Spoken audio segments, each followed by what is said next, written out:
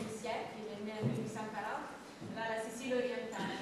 Et en fait, Giovanni Verga est le plus grand représentant du mouvement littéraire, poétique, qui s'appelle le verisme. Donc en fait, selon lequel l'écrivain doit prendre une distance, être complètement détaché vis-à-vis de ce dont il parle, de ce personnage, et donc raconter les choses vraies, dans leur vérité.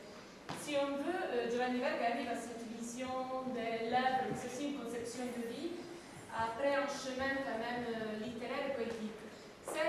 Le vérisme est la face italienne du naturalisme français, mais qui prend des distances par rapport au naturalisme français de Zola. Si Zola parlait de Paris, de la métropole, de la banlieue, et parlait de la vérité, de la réalité des gens dans leur dérive souvent morale, Giovanni Verga prend, c'est pas la métropole, c'est pas la ville, c'est les villages siciliens, et ce sont les vaincus, i vinti. Donc ce sont les peurs, i vinti, en fait, parce qu'en fait la conception de Giovanni Verga c'est une conception très pessimiste de la vie.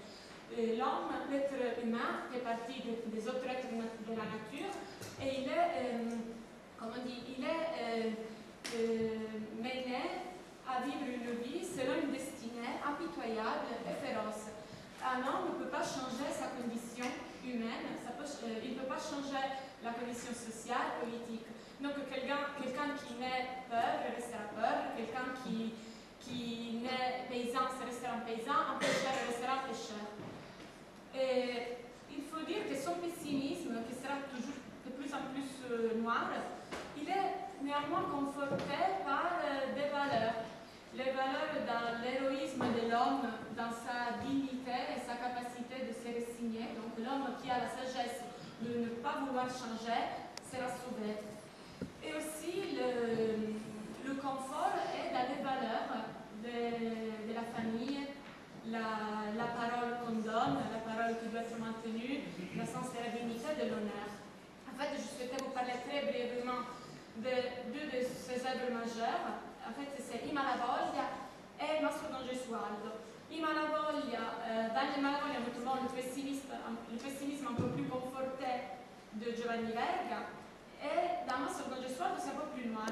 Il faut juste préciser que Giovanni Verga prend une petite distance aussi du vérisme, parce qu'en fait, lui, il n'arrive pas vraiment à être complètement détaché, mais c'est comme un subjectivisme, je ne sais pas si les gens ont le mot, subjectivisme contenu.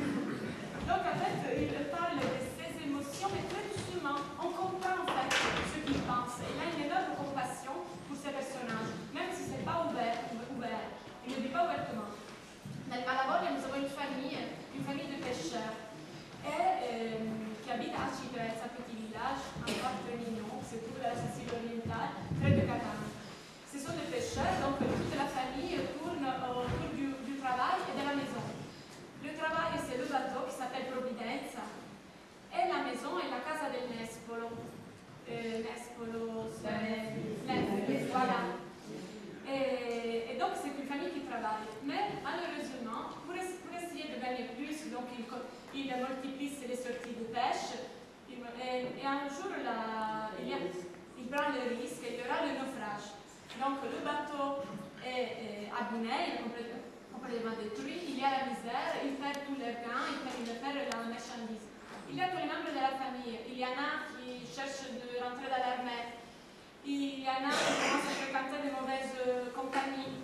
En fait, le destin sera noir pour tout le monde, sauf pour un neveu de cette famille patriarcale qui continuera à rester à la maison, continuera à travailler. Il se mariera, donc il reconstruira le bateau, il reconstruira la maison. Il se mariera, sera le seul qui n'a pas voulu changer sa condition et que donc il se sera inséré dans la société, il aura vécu une vie digne. Et là, justement, Verga va un peu s'éloigner de son pessimisme parce que tu dis justement que celui qui est bon, qui reste à la maison, finalement, il y a une forme de morale. Il y a une forme de morale. Donc, finalement, c'est un pessimisme, mais pas forcément, je dirais, tragique.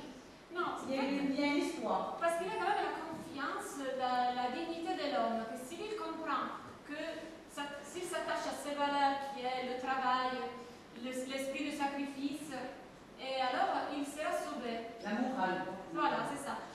Ça c'est un peu plus noir dans sa vision de Mastro Don Gesualdo, donc c'est un roman plus complexe, mieux structuré, où en fait, si in Malavoglia, ils ont voulu changer les conditions parce qu'ils voulaient sortir de la misère, Mastro Don Gesualdo c'est un maçon qui a travaillé énormément et qui est devenu très très riche. Alors, il souhaite changer sa condition sociale. Et c'est là la grande erreur en fait.